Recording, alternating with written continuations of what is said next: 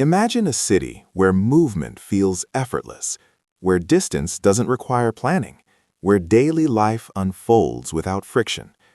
Now imagine that same city from above. Miles of asphalt, endless parking lots, highways cutting clean lines through neighborhoods that once held lives, shops, and sidewalks. This is not a story about traffic. It's not a story about bad drivers. It's a story about choices. Choices written into concrete, asphalt, and law. And once those choices are built, they don't easily disappear. Why American cities are so car-dependent. Imagine a city where movement feels effortless, where distance doesn't require planning, where daily life unfolds without friction.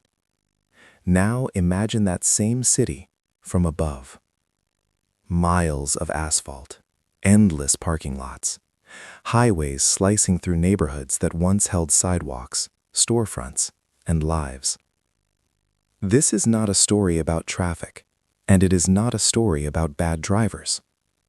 This is a story about design, about choices written into concrete, asphalt, and law. And once those choices are built, they shape everything that comes after.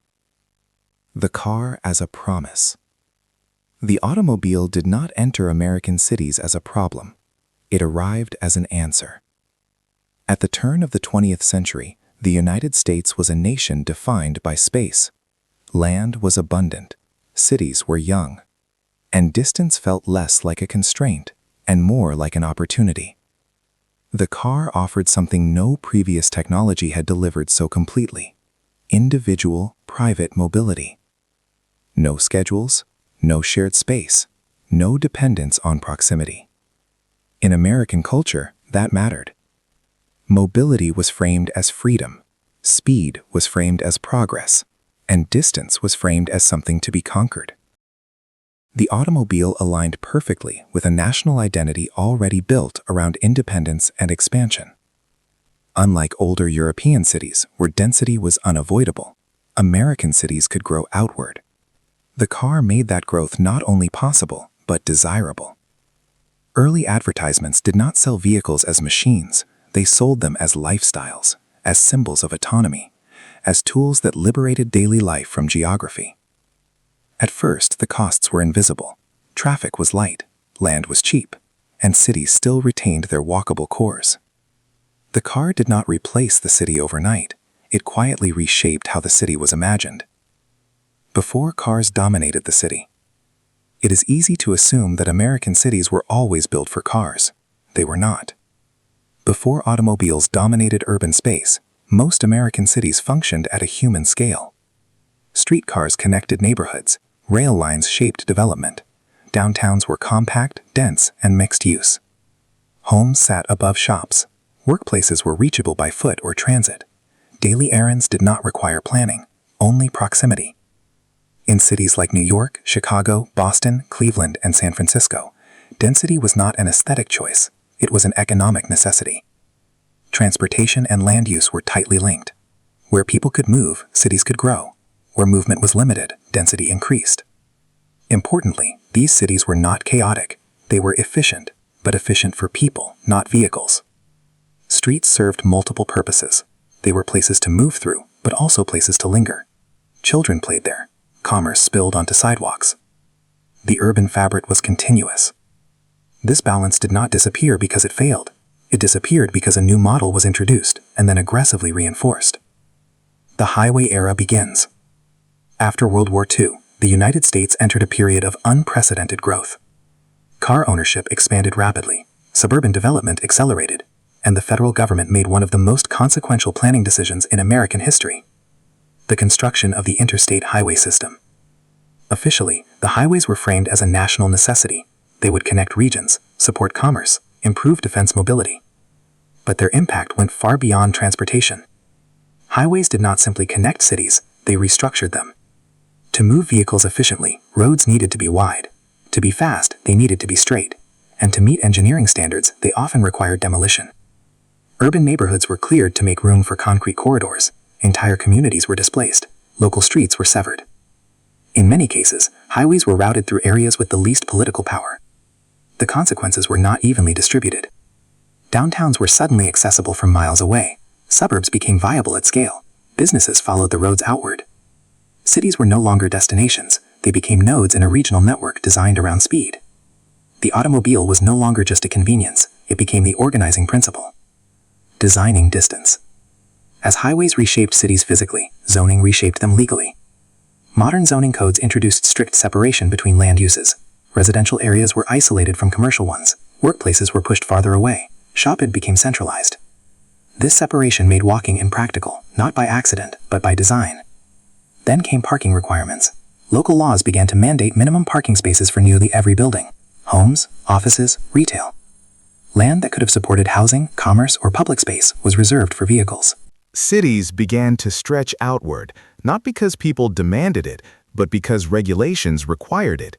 Distance became mandatory. And once distance is mandatory, the car becomes unavoidable. Suburbia and the system lock in. Suburbia was not simply a lifestyle choice, it was a system. Federal mortgage policies favored single-family homes. Highways connected distant developments to city centers. Zoning protected low-density neighborhoods from change. The result was a feedback loop. Low density made transit inefficient. Inefficient transit reinforced car use. Car use justified more roads. Over time, the system hardened. Daily life became structured around driving. Schools, grocery stores, workplaces all assumed access to a vehicle. Not owning a car was no longer an alternative, it was a limitation. The automobile was embedded not just in infrastructure, but in expectations. Parking, the city designed for stillness. When people think about car-dependent cities, they usually imagine traffic, movement, congestion.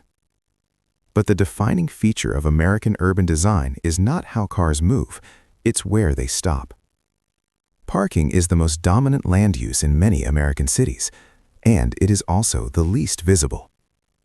Unlike highways, parking does not announce itself as infrastructure. It blends into the background, vast, flat, and quiet. Minimum parking requirements quietly reshaped cities from the inside out. Local governments began to mandate a specific number of parking spaces for every type of building, not based on actual demand, but on theoretical peak usage. An apartment needed parking. A grocery store needed more. An office needed even more. The result was predictable. Buildings shrank. Lots expanded. Distance increased. In many downtowns, parking now occupies more land than housing, offices, or public space combined. This was not an accident of market demand, it was a legal requirement. Parking laws assumed that every trip would involve a car, and because the law assumed it, the city was built to enforce it. Parking did not just accommodate driving. It made driving inevitable. The transit paradox. Public transportation in the United States is often described as inefficient, underused, unreliable. But transit does not exist in isolation. It operates inside a system, and that system matters. Transit works best in places where destinations are close together, where density supports frequency, where walking completes the last mile. Most American cities were redesigned to prevent exactly that. Low-density zoning spreads destinations apart. Wide roads prioritize speed over access. Parking consumes space that could support housing or commerce. Transit is then asked to compete inside an environment built against it. Routes become long. Stops are far apart. Service becomes infrequent. When ridership drops, funding drops. When funding drops, service worsens. The failure is blamed on transit itself, not on the urban form that constrains it. In many cases, public transportation is treated as a social service rather than core infrastructure. Highways receive guaranteed funding. Transit must justify its existence repeatedly.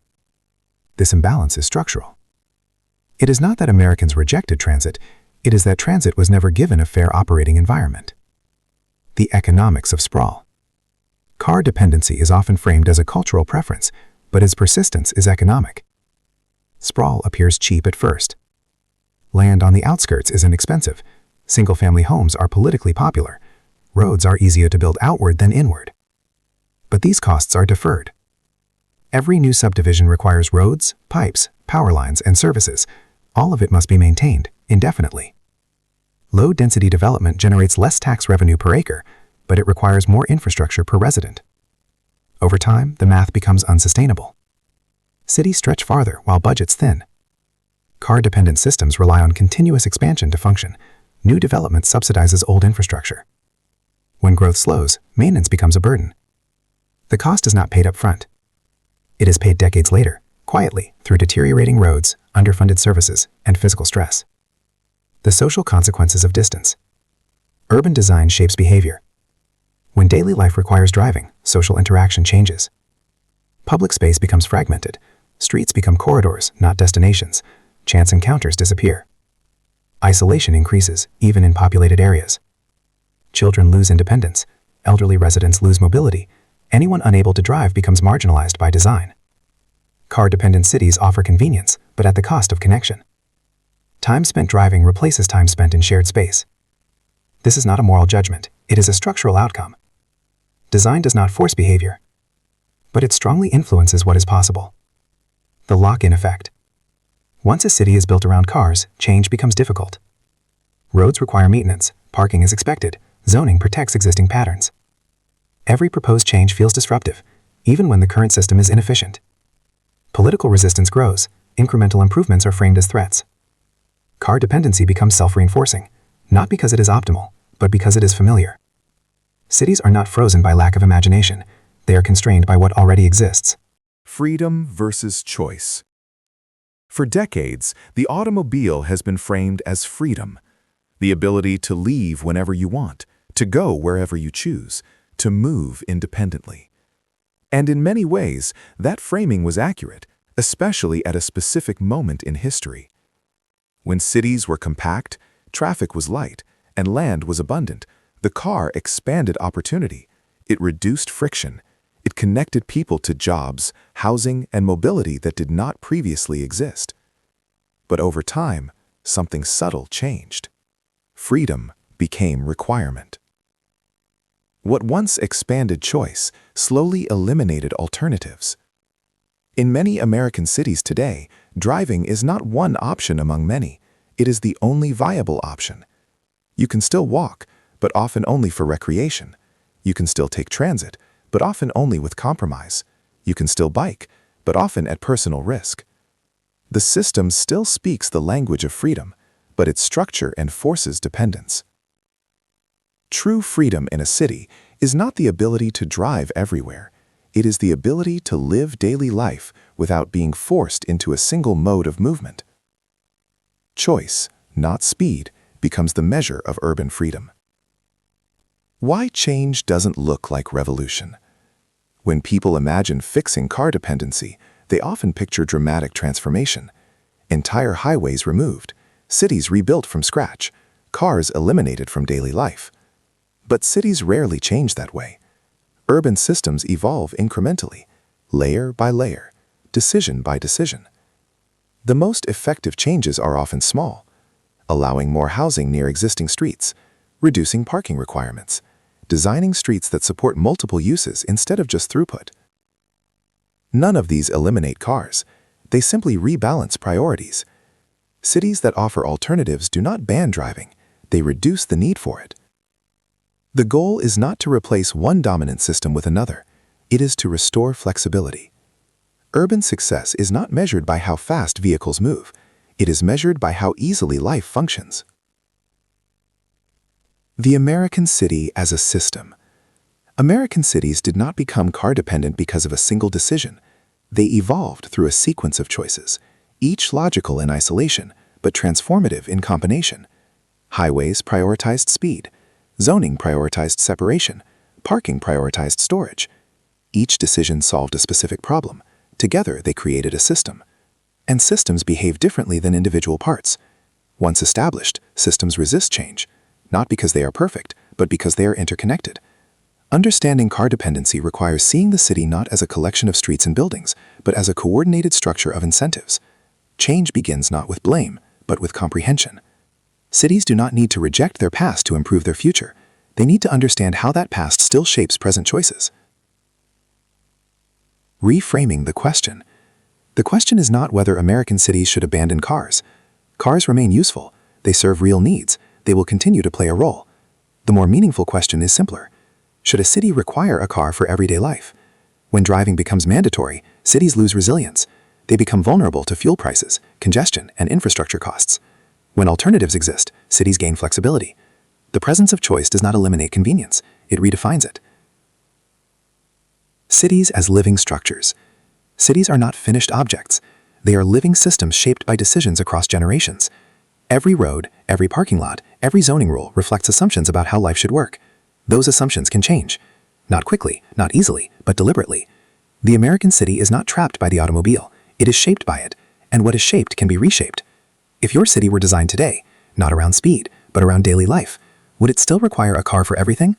Or would it give people more ways to move, live, and connect? Every American city tells a story, not in words, but in distances, streets, and design choices. Understanding those choices is not about assigning blame. It's about deciding what comes next. Case Study 1. Los Angeles, the myth of the natural car city. Los Angeles is often described as a city that was always meant for cars. Wide roads, low density, endless suburbs. But this story skips an important chapter. Before freeways dominated the landscape, Los Angeles had one of the largest streetcar networks in the world. Neighborhoods developed along rail lines. Daily life revolved around proximity and transit. The shift toward automobile dominance was not inevitable. It was deliberate. As highways expanded, land use followed. Density dispersed. Rail was dismantled. What emerged was not a city optimized for cars, but a city forced to rely on them. Los Angeles did not choose cars because of geography alone. It was redesigned to make driving unavoidable. Case Study 2. Houston. No zoning, full dependence. Houston is often cited as proof that zoning laws are unnecessary. Technically, the city has no formal zoning code. But the absence of zoning did not produce walkable urbanism. It produced a different kind of separation, enforced through parking requirements, road design, and development standards. Wide arterials, large setbacks, extensive parking. Houston demonstrates a critical lesson. Even without zoning, cities can still enforce car dependence through other regulations. Urban form responds not just to written law, but to design assumptions embedded in codes. Case Study 3. Phoenix, the Sunbelt Formula. Phoenix represents the Sunbelt model at scale. Rapid growth, cheap land, automobile-first infrastructure. Development followed highways outward, creating vast low-density regions where transit struggled to compete. In these environments, driving is not just convenient, it is structurally required. Phoenix illustrates how climate, economics, and planning combine to reinforce car dependence, not as ideology, but as default practice. Case Study 4. New York City, the exception that proves the rule. New York City stands apart. Density remained high, transit remained central, walking remained practical.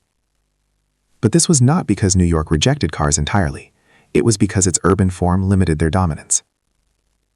Land scarcity, legacy infrastructure, and early density locked in alternatives before automobiles could fully reshape the city. New York demonstrates that when density and transit are protected early, car dependence becomes optional rather than mandatory. Comparative insight. Design matters more than culture. Across these cities, culture is often blamed for outcomes that design explains more clearly. People respond to environments. When walking is safe and convenient, people walk. When transit is reliable, people use it. When driving is the only option, people drive. Urban behavior follows structure. Policy takeaway. Small changes, large effects. The most effective interventions are rarely dramatic. Reducing minimum parking requirements. Allowing mixed-use development. Improving street connectivity. These changes do not eliminate cars, they simply remove mandates. Choice returns gradually. Final reflection. Understanding the system. American cities are not broken. They are functioning exactly as they were designed to function. Understanding car dependency is not about nostalgia or ideology. It is about recognizing how past decisions continue to shape present life. Cities inherit their structure, but they are not bound by it forever. If your city were designed today, not around speed, but around daily life, would it still require a car for everything? Or would it give you a choice? Every American city tells a story, written not in words, but in streets, distances, and design. The question isn't whether cars belong in cities. It's whether cities belong only to cars.